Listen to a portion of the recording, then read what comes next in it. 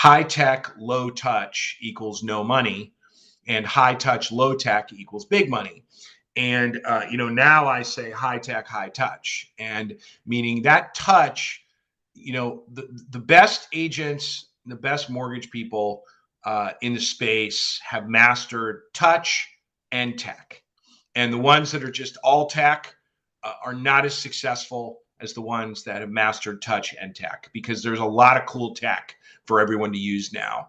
And I find, when you lean on it too much and you take the touch away, that's when either you're vulnerable to one of these big companies, like I heard you talking about on your, I don't know, that's your weekly podcast, which I always just love listening to. For me, it's just a full crack up. I mean, in a good way.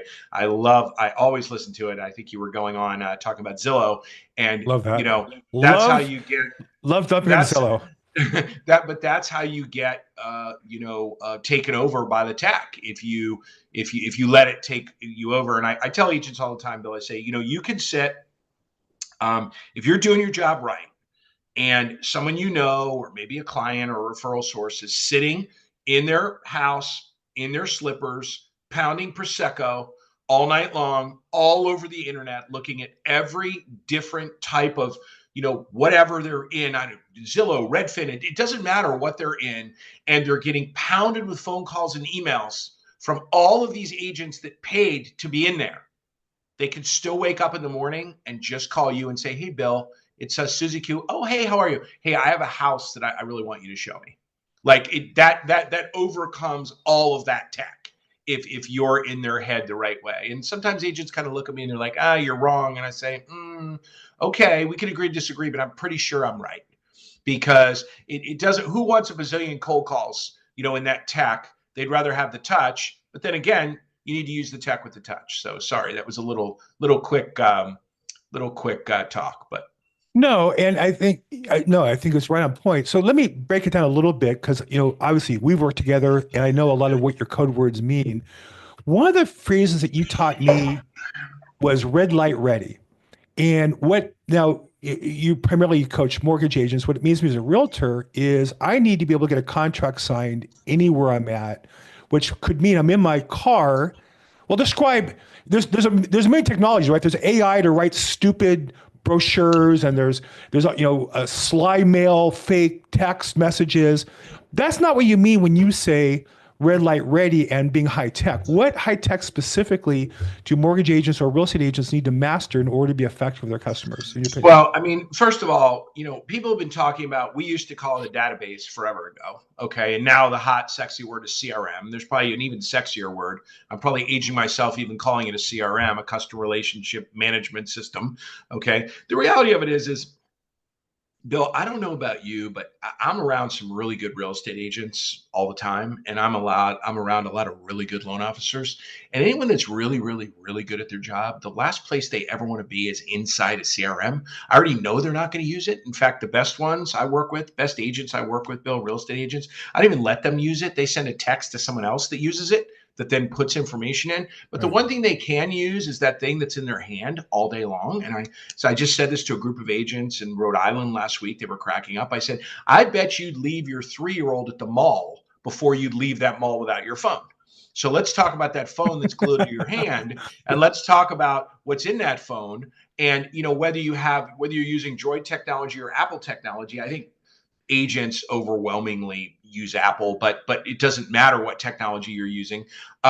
Those contacts in your phone are your walking CRM that you're used to looking at all day long. And what I find when I meet new agents is when I look in their contacts, they're usually a baby dumpster fire, and they really can't use them effectively. And when I use the term red light ready, Bill, red light ready means you're sitting in red light. You can actually do something productive in the minute it takes for that light to go from red to green.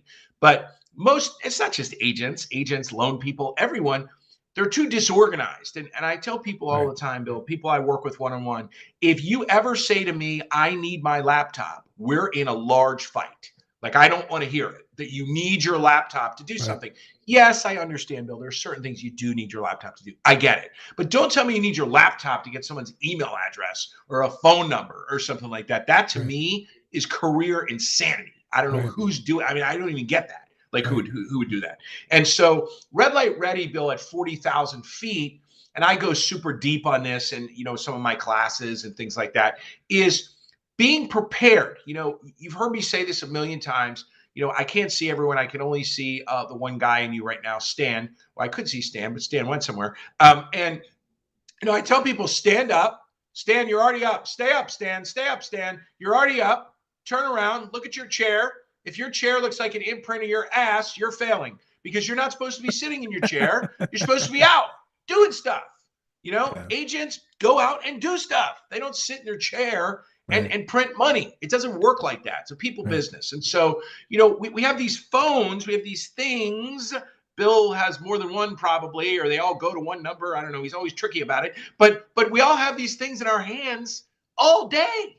And I bet, Bill, what do you think? Because you're way more technical than me. I've asked you for help a bazillion times. Are you using 3% of your phone? Maybe, maybe 2% of what this thing can do. And I just teach agents, hey, you got these contacts in there. You're using it all day long to make phone calls. Why are they not set up in a way that you can, in a minute, between red light and a green light, do something productive? Make one phone call, send one text. Maybe even you're sending an email. I don't know what you're doing, but something, productive. And Bill, I'll say this to your group. Everyone should write this down every single day. Whenever you're done, 5 o'clock, 6 o'clock, it doesn't matter. What you should be saying to yourself is, what have I done today to deepen an existing relationship with a referral source or develop a new one?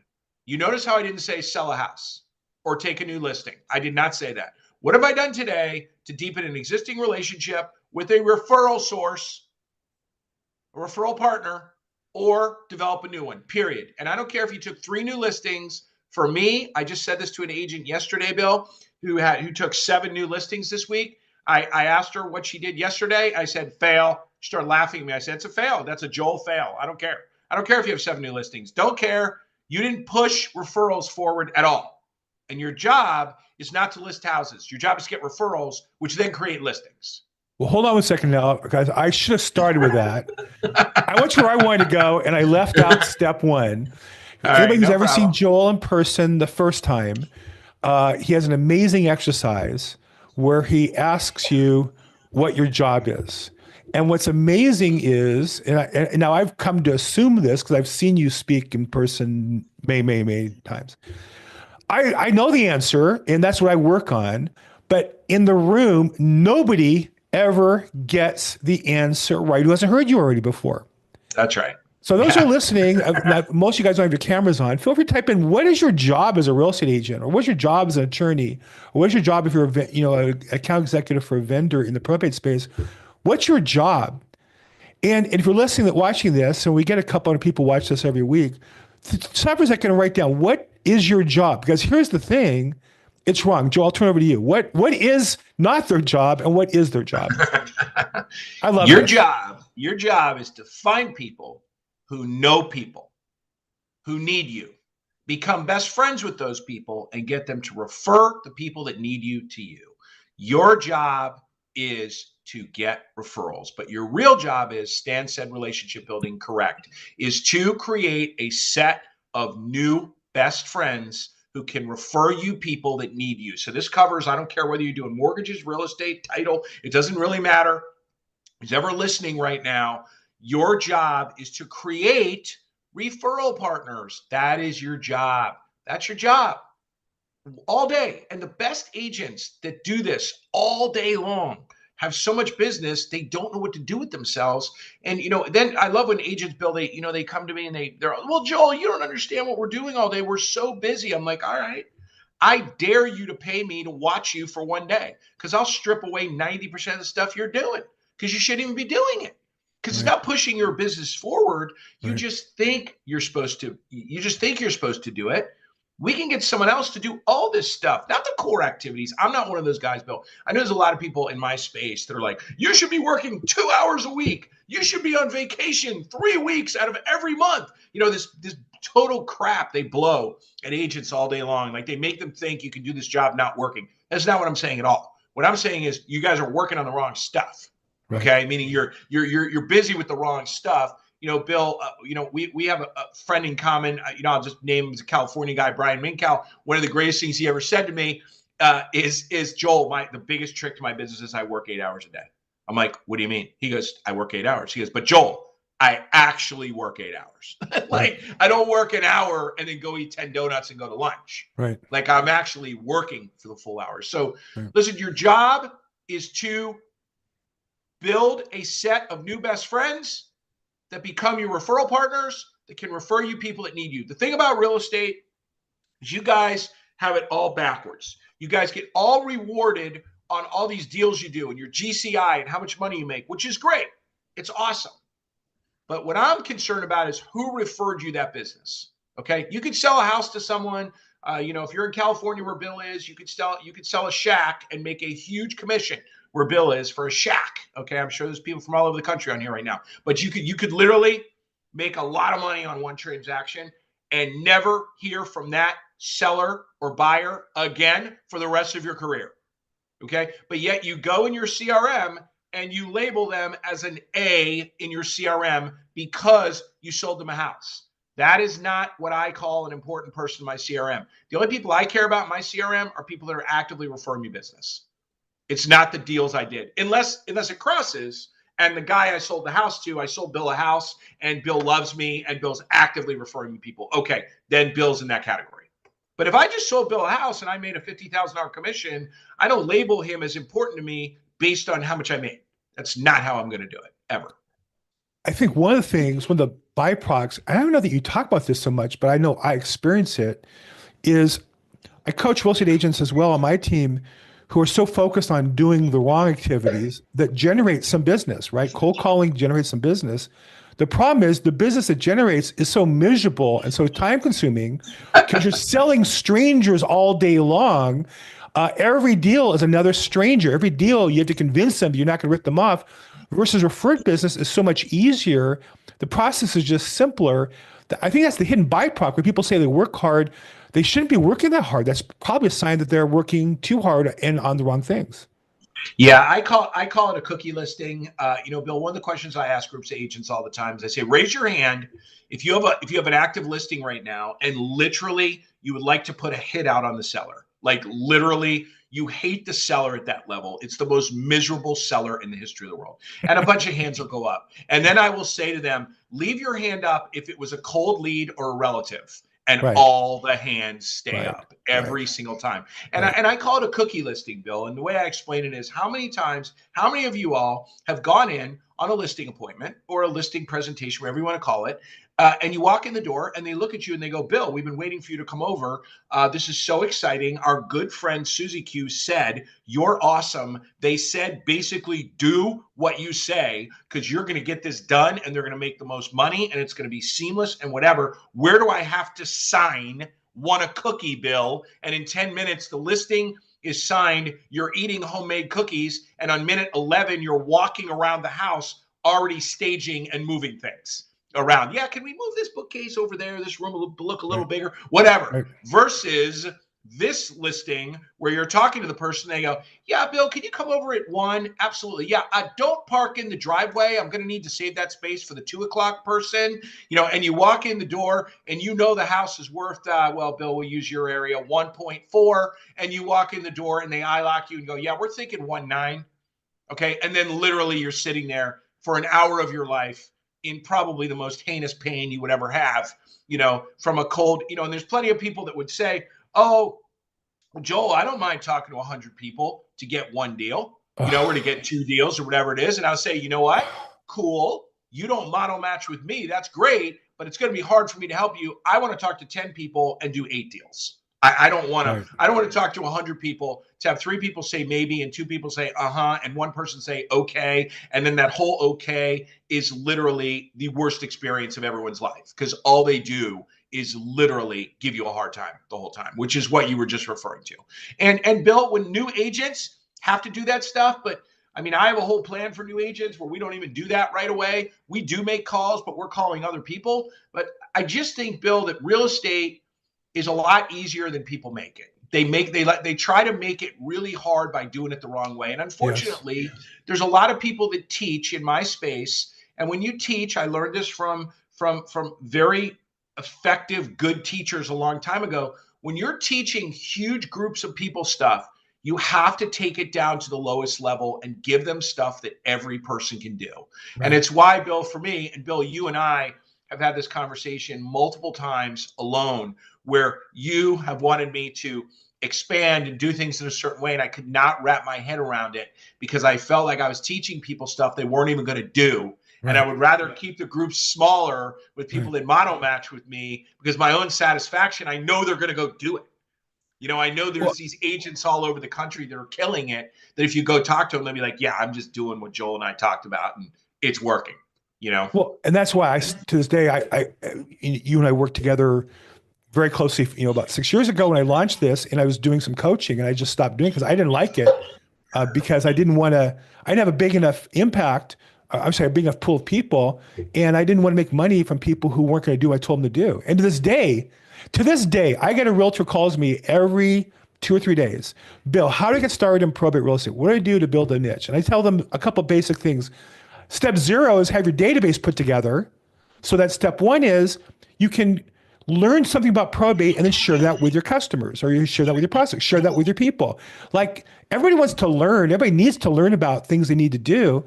But if you don't have the database done, step zero, I call it, then you can't, and nobody wants to do it. Oh, well, can't I just buy the data? Can I just cold call? Well, you can. That's just a miserable life. Like, I don't know why you would want to do that, but go ahead. People sell the data, I guess. It's just really one of those things. It's because they're getting into business and for the wrong reason. They're Yes. looking at this business for the wrong reason. This is a people business. I mean, technology, I don't know, maybe this will haunt me, but I don't see while we're alive that technology is going to completely replace what great agents do every day. Will it enhance it? 100%. Will it make great agents have the ability to sell more houses and touch more people? Absolutely. But that phone call, that I just heard someone talking about this. I don't know what I was watching. I say it all the time. They said the same thing. Death of a family member, divorce, buying or selling a house. Top three most stressful things in life. I mean, people want people. I mean, even Bill, there used to be a stat. I don't know what it looks like now.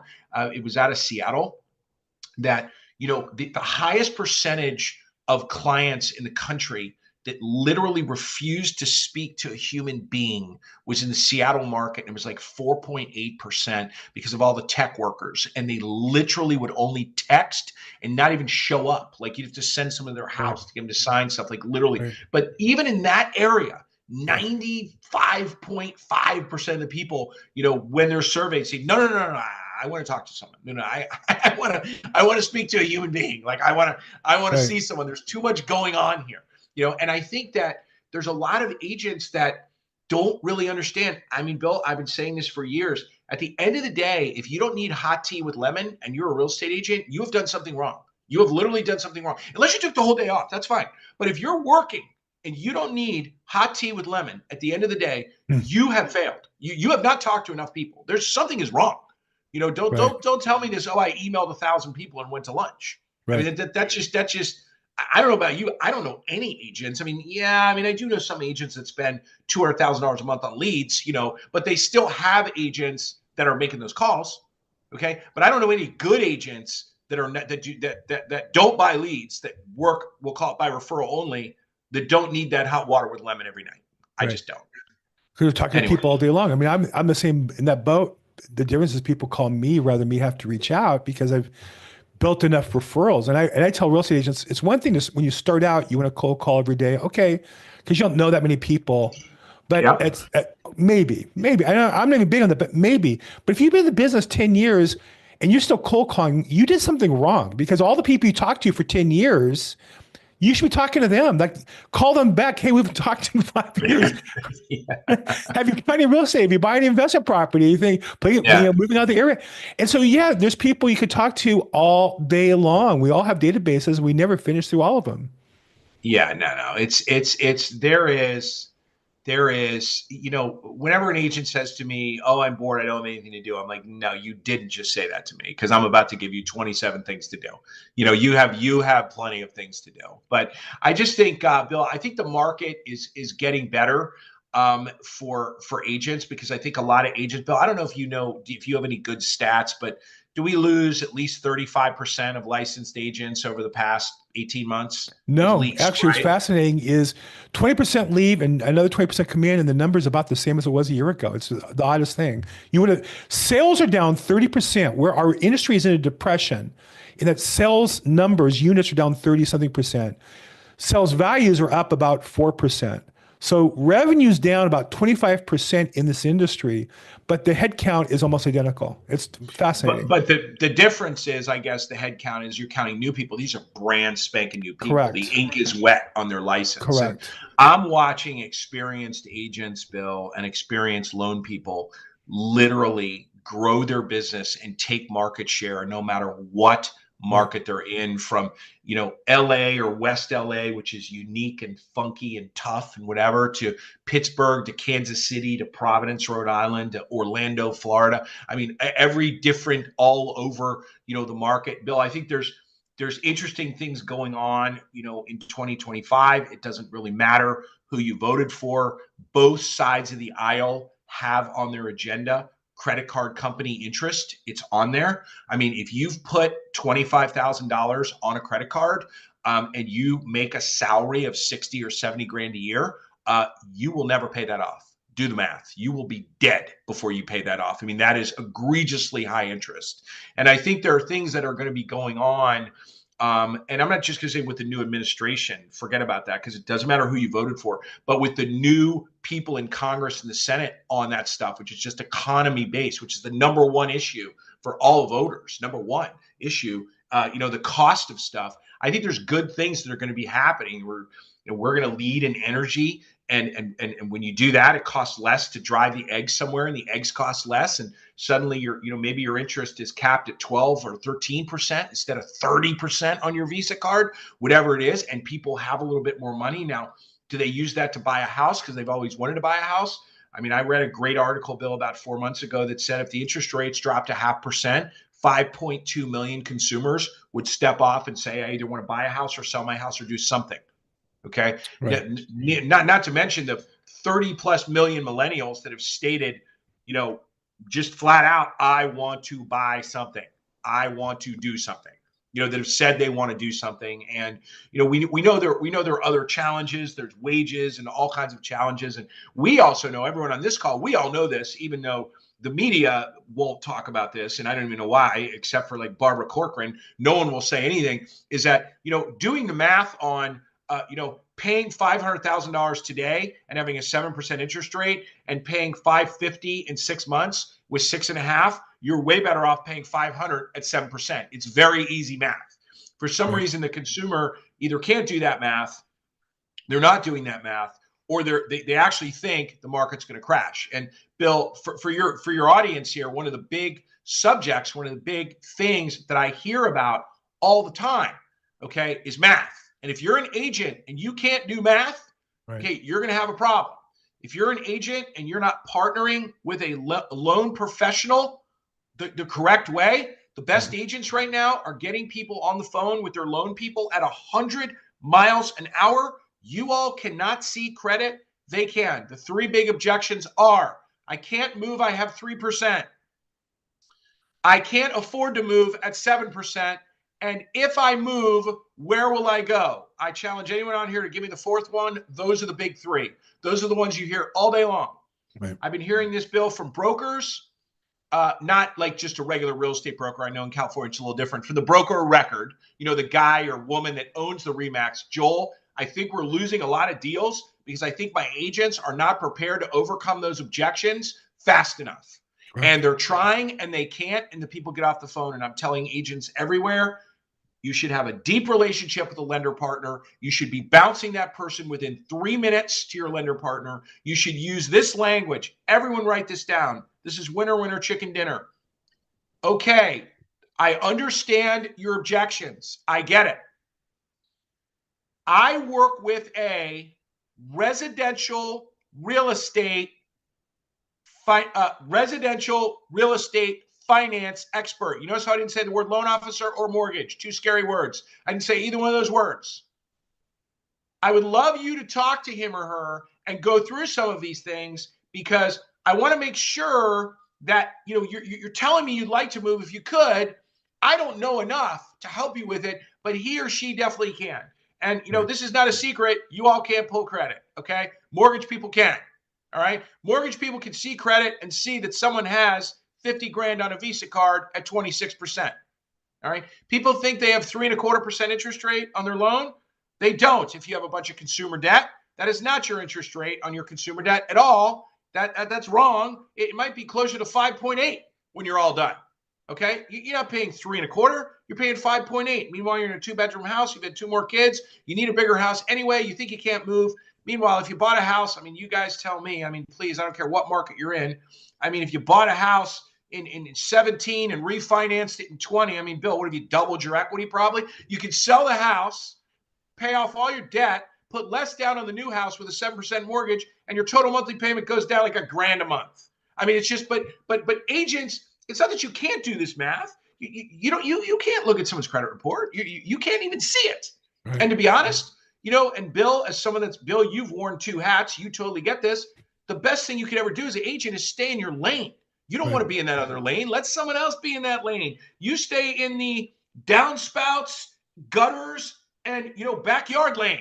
Stay the lane you're supposed to be in. Let your mortgage partner stay in that lane. Don't cross. And that way you guys can always get something done. Bill, those are big subjects. I talk about math all the time.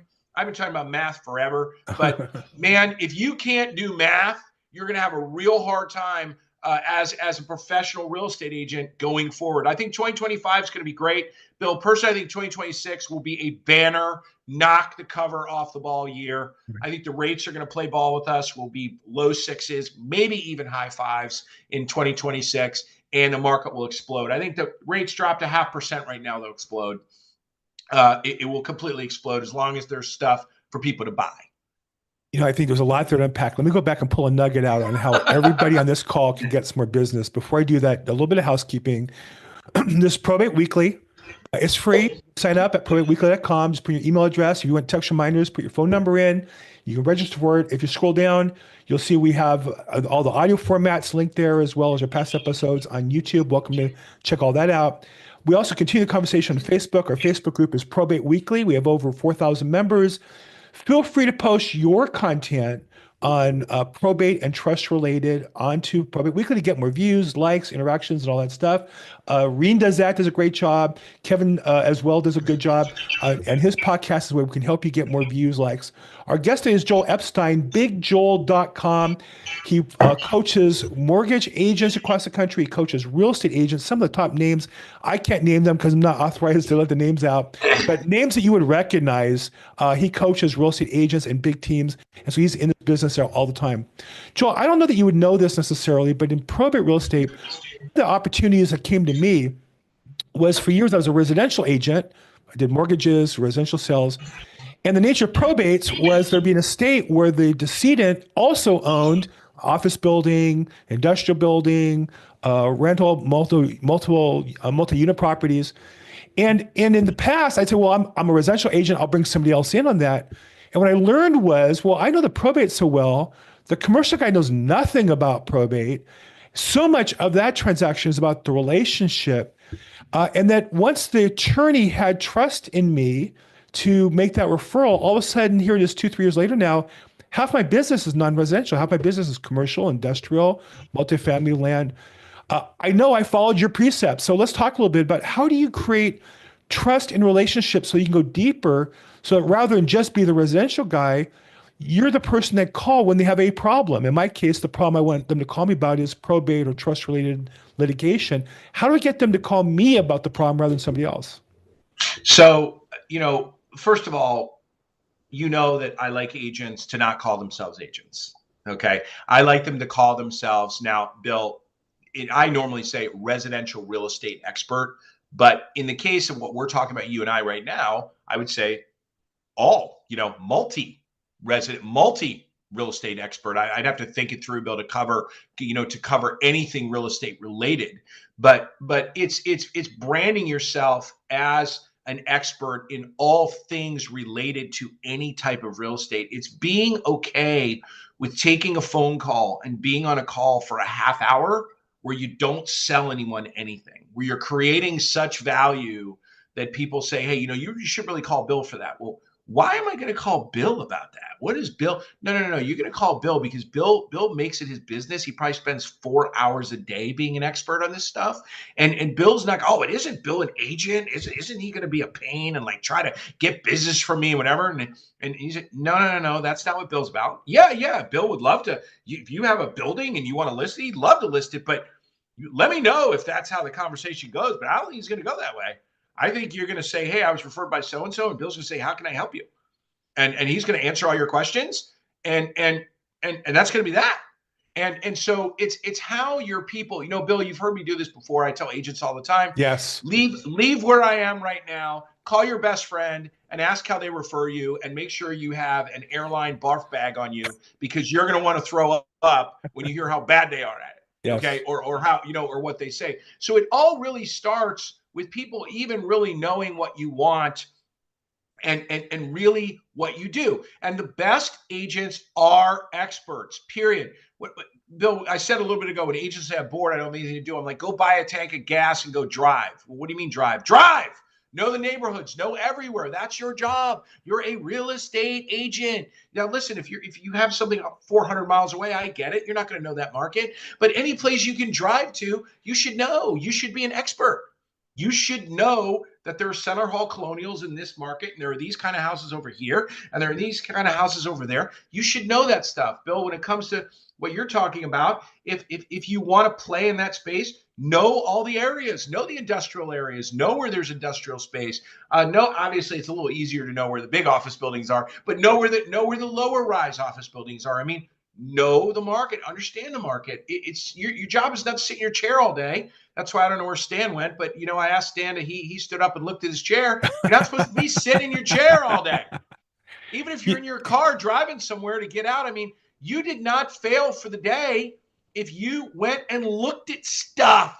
Bill, there's a if they go to my site, this is Ernie Carswell said this, and it was awesome. I have all these podcast interviews with agents and loan people, and there's one with Ernie Carswell, Bill, who's in LA. Okay, I know you know the name. And he talks about what he has new agents do, and you will love this, Bill. You should go and look at it. It's right up your alley. He says, pick 10 properties and study them like you were going to take a test on them.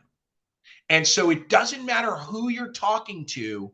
You pick one of the properties you're an expert on and start talking about it. You know what I mean? Other people's listings, it doesn't really matter.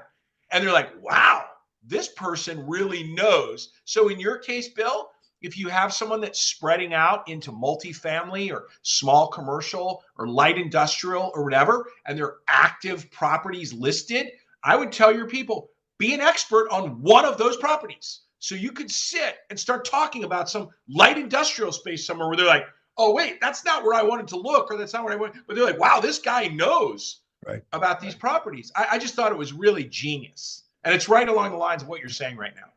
Well, I tell agents all the time that you should subscribe in your MLS to keyword probate, so you see all the listings that come up that are probate, see what your competition's doing, what wording they're using, the good and the bad, what kind of properties they're listing, where are they listing them, what pricing, and then you can look at that property. You also can open their probate case if it's online or available publicly. Right? You see the case, who was the attorney, who's a probate referee, who's the advance company. That's all I did. I didn't go to learn the properties as the expert. I started to learn the cases as the expert. You use a phrase that I remember I was working with you on your coaching program, and you used the phrase with real estate agents, they should be the experts on everything from the sidewalk to the back fence.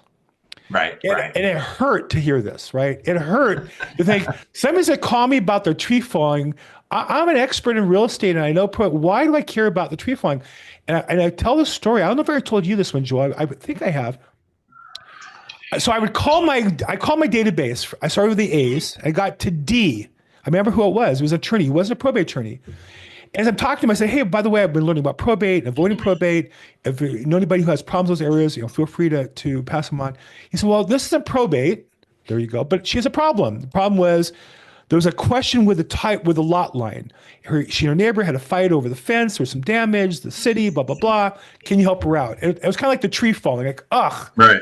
I don't know Right. about lot lines. I mean, I do, but and I called her on the phone. I talked to a nice older lady, widowed, 50-year marriage, husband passes, has a 6-unit apartment building. She says to me, can you come by and take a look at it? Like, ugh, it's like the tree. I don't care about the lot line. I'm going to drive to East LA. And I go there and I walk with her to the property, spend about 45 minutes with a sweet old woman who's a widow now. At the end of walking around the house, and she showed me everything, I listened to everything. She just said to me, you know what, rather than fix it, can you just sell the property for me? I'm like, yeah, that was my listing presentation. Yeah, sure. But, Yeah. and the story's in there because I did a good job. She netted about $500,000 cash. I picked up the check at the escrow office and took it to her house on a Friday afternoon in East LA with crappy traffic here in LA because I knew it'd make her happy. And she started crying and she said to me, I've always wanted to move to Arizona to be with my sister. Can you sell this, which was her residence? And I said, yeah, sure. Why not? So I sold 2 properties and my entire listing presentation was yes, because why? So talk a little bit about from the sidewalk to the back tree. What does that mean to a real estate agent? So, since we've been on this call, Bill, every single agent, I'll make an assumption that everyone on here right now is a licensed agent, even though they might not be, but I'll just make that assumption that most of your audience is licensed real estate agents. Since we've been on this call, everyone has lost money.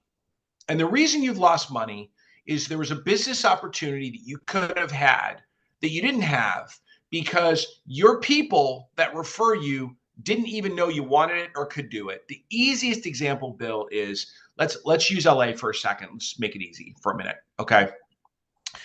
You're a licensed real estate agent, broker, whatever it's called in California.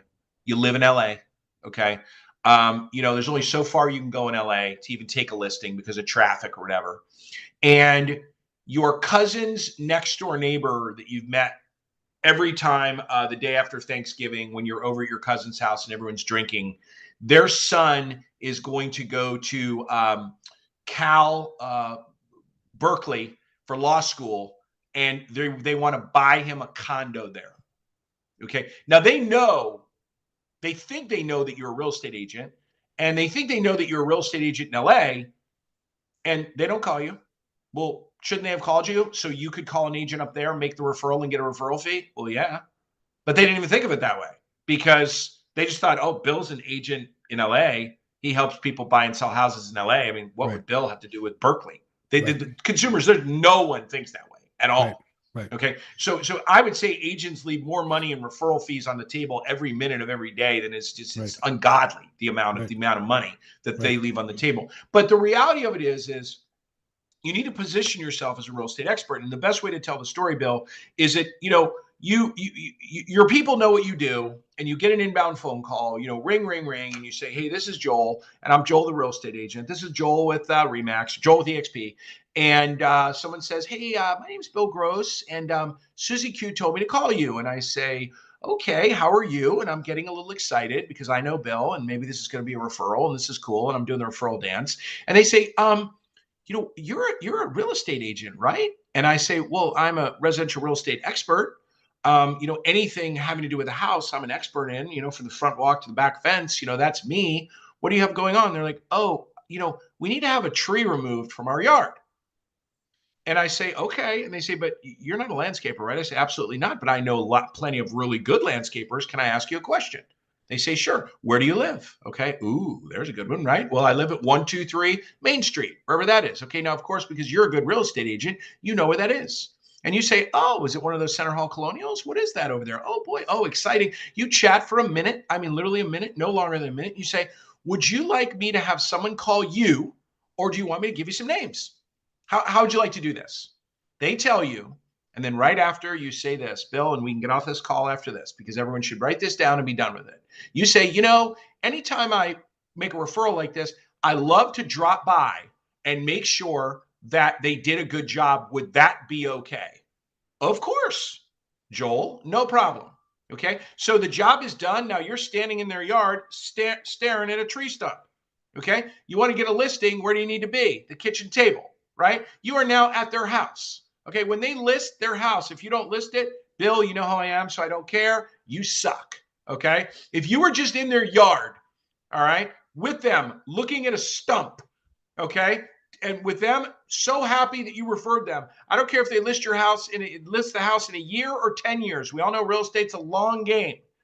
If you don't list that house, you suck. Because Right. all you have to say once they're connected to you there is, hey, are you good with me periodically keeping in touch with you? You know, I have some Right. cool things that I send out. And they go, of course. Yeah, no problem. Right. Okay. Let that sink in. The person standing in the yard is the one that gets the listing. All right. What an easy way to get in the yard. If you never got the call, you're not in the yard.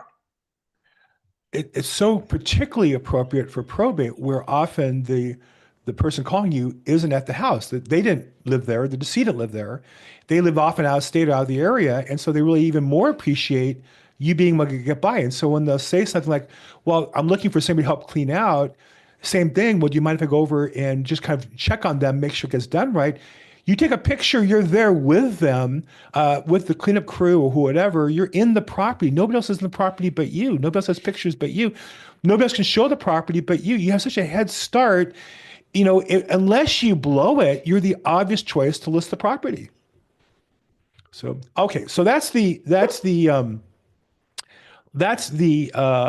sidewalk to the backyard, which is basically we want to be the solution for all things. In my case, probate. People ask me, literally yesterday, well, do you want to do that work? Well, I don't do it, but I know somebody who does. I want people to call me if they have a problem. I want my customers to call me about any problem they have in real estate. I want them all to call me all the time. Yeah. And Bill, it's amazing how I'll ask the question, who wants that call? And hands will go up, and I'll say, who doesn't want that call? And hands will go up, and I'll pick on someone if I'm in a room, and I'll say, why don't you want that call? Oh, I'm way too busy for that call. I can't take that call. And then I'll say, and then of course, it depends on how sassy I want to be. How many houses did you sell last year? That's ultra sassy in a group. Right, I don't want to get right, crazy because normally they're right. going to answer 4, and I'm going to be like, yeah, you got time for that call. But if it's really an agent that's selling 100 houses a year, I'm going to go, okay, you need someone to take a look at what you're doing all day because you really want that call. You need to delegate a bunch of other stuff that you're busy with because you Right. do want that call. And I want sometimes people say, well, customers get into probates with bad attorneys. It's a problem. No, I want that because either A, I can help the attorney be better with their customer, or B, I can help the customer navigate around the attorney or find a new one. My job is to help somebody with a problem. And I'm open helping both. That's the home run is when you help both rather than just one or the other. So home run there. Let's talk a little bit about, because it's a time of the year that we do a little more networking, whether it be holiday parties, office parties, also maybe taking people more open to going out to lunch, coffee. Attorneys by their nature, a lot of people in this call are trying to build business with attorneys. By their nature, are more likely to go out for lunch than any other group. In my experience, that's kind of the normal attorney business. Is you call them to go out to lunch, they generally say yes, or in most professions, they'll say no. Can you give us just kind of a couple common mistakes people make on those kinds of meetings, and maybe one or two tips that can help people be more productive?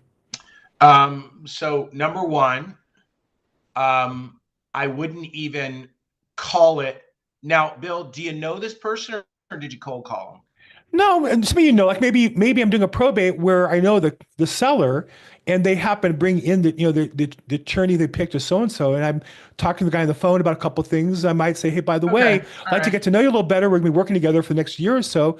Would you mind if we went out, if I could take out to lunch one day next week? And I would. The first thing I would say is if you go to lunch, dinner, breakfast, first of all, breakfast is best always with all professionals, but if they'll go to lunch, that's fine. No business spoken literally the whole time if you can do it. no, 0. that's brutal. Now I've been with you on coaching people who pay you a lot of money every month, and they're like crying on the phone. It makes sense. So describe, why is that so important? Okay. So here's the thing. And this is deep. This is the Dr. Joel stuff. Okay. If you're all business all the time, then if someone doesn't want to do business, they don't ever need to talk to you. Let that just sink in. If they think you're all business all the time, then if they don't have any business, why would they take your call? And this is a very hard concept, Bill. 3% of all salespeople understand this and live this concept. 3%. That's it. The other 97% literally cannot. They start to go like this. They literally start shaking because they have to ask for the business because they heard some dummy say, well, if you don't ask for the business, you're not going to get it. I do not profess that. I don't believe it. I think it's crap. I'll argue with anyone, not on this call right now. Anyone wants to call me after, I'll argue with you all day. Okay. They should know who you are and what you're doing. Okay. What's more important is that you're building a relationship with the person and you're really getting to know them. So they will take your calls and you can talk to them and they will take your call if they don't have business. Okay. If people think you're all business, then if they don't have any business, they just send your call to voicemail. Why? Oh, Bill Gross is calling. I got nothing for him. Why am I picking him up?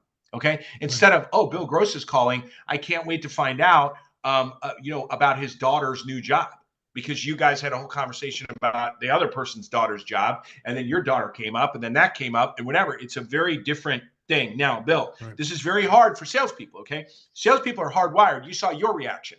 Play it back and watch your reaction. Where you're like, oh, you went like this. You actually went, ah, you know what I mean? Because it's very hard for people to sit and actually connect and not attack.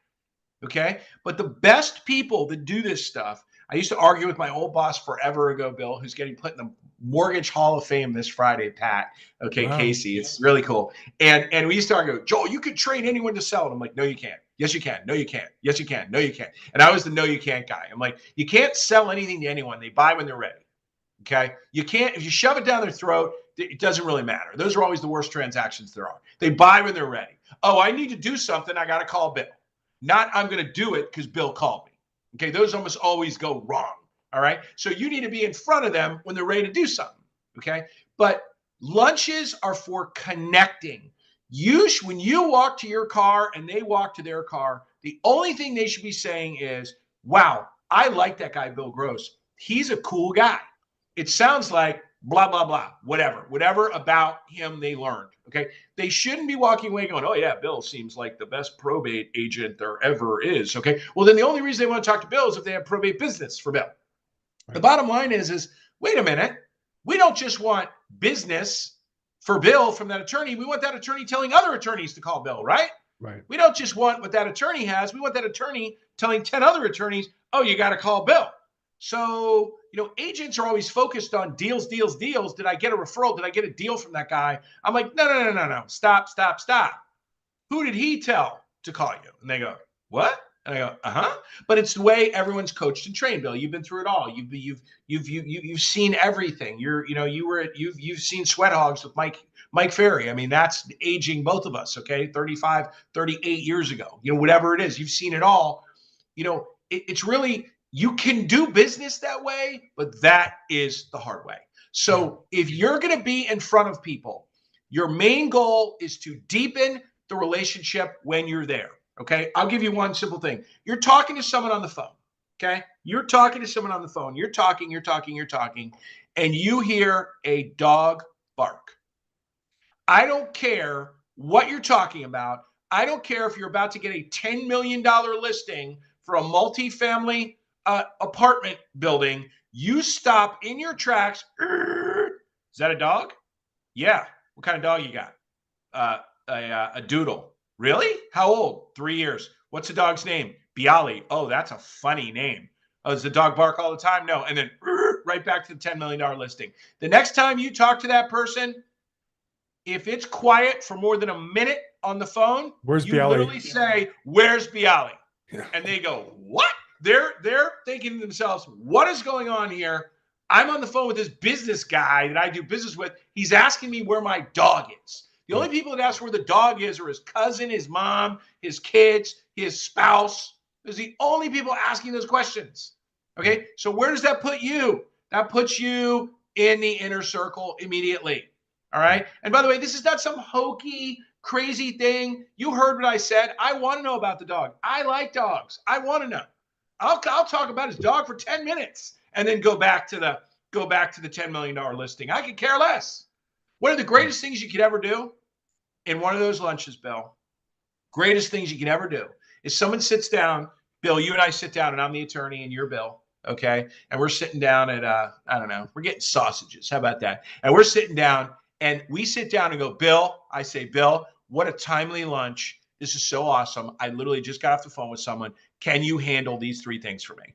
I've got this person that has this, this, and this. I need all this stuff listed. I need you to call over here. Can you do this? I got this client for this. And you look them in the eye and you simply say, Bill, we should almost end with this because it's beautiful. You say, wow, that's great. I really appreciate that. Where did you guys go on vacation for Thanksgiving? Literally, you don't even mention the business. Then you wait all the way to the end when you're getting up and say, oh, I totally forgot. Do you want to give me that guy's phone number and I'll take care of it? Now, those of you on this call that can do that will be very successful. It is one of the hardest things for hardened criminal salespeople. I'm talking mainline cons, people that are in jail for murder, okay? Literally, to be able to do is literally say, this guy is about to give me $20 million worth of listings, and I blew it off to talk about his vacation for an hour and then came back at the end and got the info. Yeah. Those of you that know what I'm talking about are smiling right now. I can't see you. Those of you that aren't, I really want you to listen to me and take it in, because this is what the best people do, because that person walks away from that lunch. Bill walks away from that lunch, or I walk away and I'm like, I like that guy. That guy's awesome. You know, that's that is literally what my thought is. Not that guy's going to do the most bang up job ever. I'm already assuming you're great at your job. That's an assumption. That's already assumed. Right. But I'm like, man, I love that guy. That guy's great. Right. That guy went to the same place in Mexico that I go for blah, blah, blah, blah, blah, blah, blah, whatever. Right. Oh, his daughter's same age as my daughter. He's got a grandchild. Whatever. Okay. That's where it's at. That's the goo, Bill. That's the goo. And that's what is very hard to teach people. I have to teach it in trench warfare. That's why I work with such a tiny percentage of people. It's why I, get paid the way I get paid or whatever, because it's a knife fight to teach people how to do that. You can't, watch some video and figure that out. That is a lot of internal fortitude to be able to do that. But the people you work with make a ton of money, which I would translate create a lot of value for the customers, which means they get 100%. compensated, working very reasonable hours and primarily doing things they like to do. You have salespeople who enjoy. Now, I don't enjoy playing golf, for example. To me, that would be a living hell, going on a golf course for 6 hours. But there are people who love playing golf, and their job is they go out and play golf every day with somebody different, or a couple people who are different. And Bill, there are people that shoot guns every day. I take people to the range. That's what I do. That play pickleball. They do whatever they're doing with their clients, whatever it is. Their friends, their partners, their referral.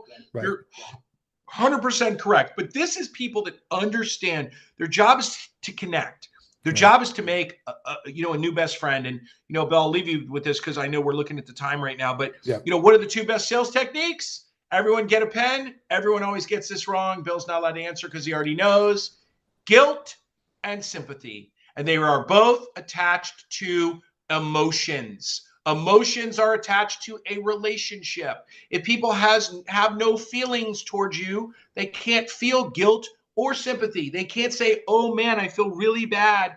Bill should have had that business. Right. I can't believe this person has that. Bill should have had that. I love Bill. Right. Big concept for people to understand. Guilt and sympathy. That's it.